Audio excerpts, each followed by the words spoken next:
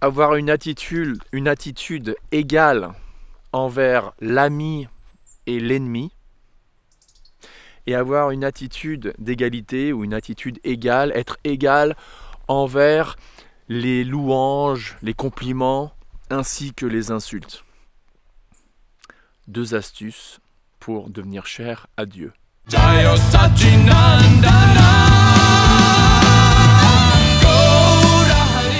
Namasté, bonjour, je m'appelle Cyril Vorer ou Chandra, j'ai un Masters d'Oxford dans l'étude de la religion et ça fait 29 ans que je suis initié dans la tradition monothéiste de l'hindouisme, commençant avec le Seigneur Chaitanya et passant par le fameux Srila Prabhupada, figure incontournable à mon avis de l'hindouisme contemporain.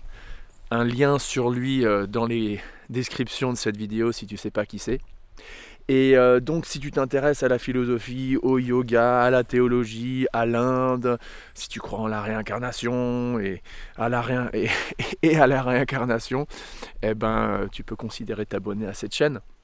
On continue notre série Devenir cher ou être cher à Dieu en lisant les derniers versets du fameux 12e chapitre du fameux texte, la Bhagavad Gita.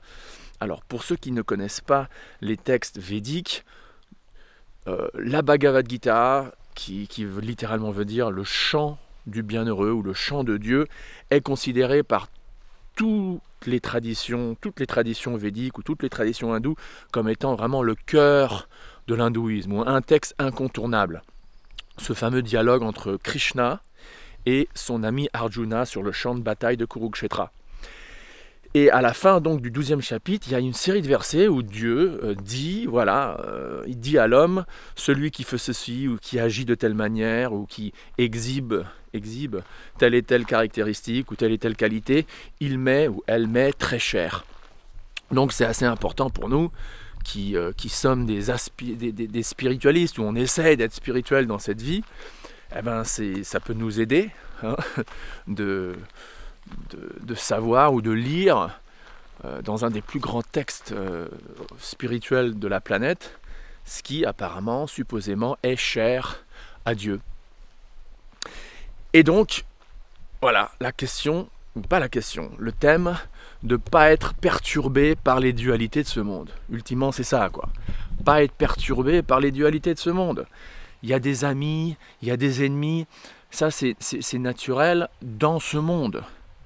Et donc, quelqu'un qui est bien ancré dans sa spiritualité se fait pas trop influencer par cette fausse notion ultimement de « Ah oui, lui c'est mon ennemi » ou « Elle c'est mon ami », parce que, on espère, on voit autrui comme des êtres conscients incarnés dans des corps matériels. Et ces êtres conscients, ces âmes, si on peut dire, eh ben, font partie d'une famille univers. Et ultimement, il n'y a qu'une seule famille dans cet univers.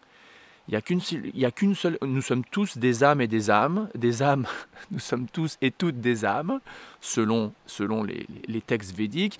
Et nous sommes tous et tous des parties intégrantes de Dieu, ultimement. Et donc, dans ce sens-là, il n'y a pas d'ennemis. Il n'y a pas d'ennemis.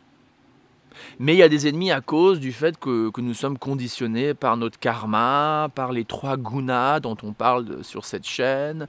Et donc voilà, avec le temps, au fur et à mesure qu'on se réincarne et qu'on agit de telle manière envers telle autre âme, il y a des réactions karmiques et ultimement, il y a des amis et des ennemis. Mais ce sont des notions illusoires, ce sont des notions qui sont basées sur le corps simplement.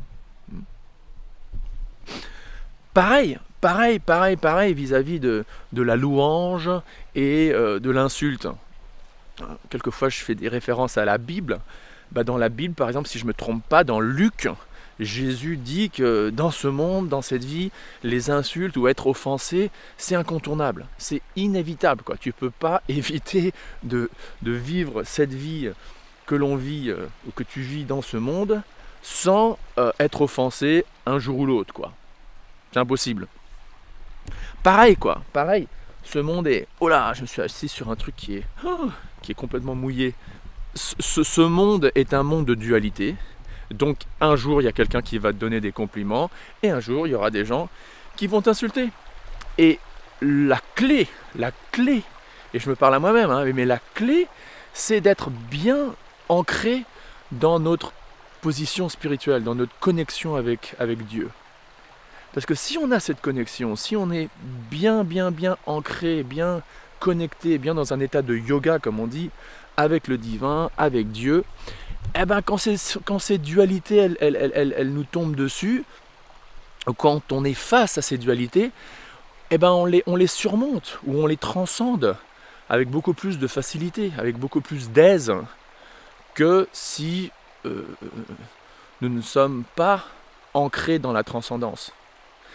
Et donc on revient toujours à la même chose, c'est important que tu aies une pratique spirituelle quotidienne, qui consiste principalement d'écouter à propos de Dieu, de réciter des noms de Dieu, des prières à Dieu, des mantras, ce que tu veux.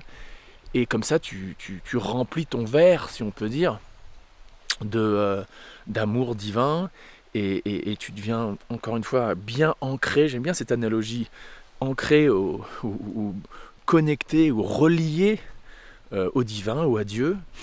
Et à ce moment-là, quand tu es face aux dualités de ce monde qui sont inévitables, eh ben tu te laisses pas aller, tu te fais pas trop affecter, quoi. Et donc, tu deviens, ou tu es cher à Dieu. Merci d'avoir écouté.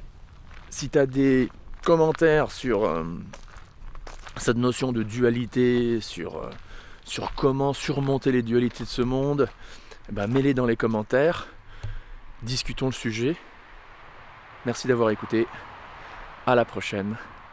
Om Tat Sat. Round, hey round, tree round, Sita round.